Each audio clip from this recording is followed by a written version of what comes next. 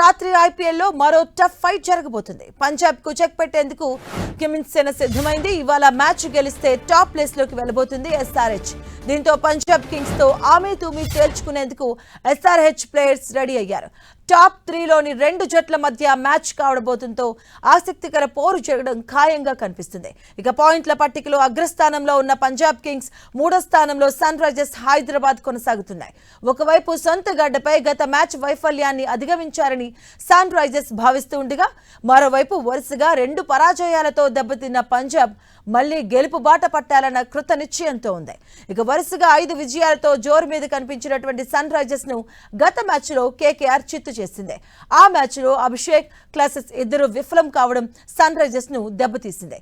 అయితే Travis head వరుసగా 2వ అర్ధ సెంచరీతో రాణించడం, ఇషాన్ కిషాన్ గైడ్ పట్టడం వంటి ఎస్ఆర్హెచ్ అభిమానులను ఆనందంలో ముంచెత్తింది. ఇక గత మ్యాచ్ కు దూరమైనటువంటి ఆల్రౌండర్ నితీష్ పూర్తి ఫిట్నెస్ సాధించడంతో ఇవాల్టి మ్యాచ్ లో బరిలోకి దిగబోతున్నాడు.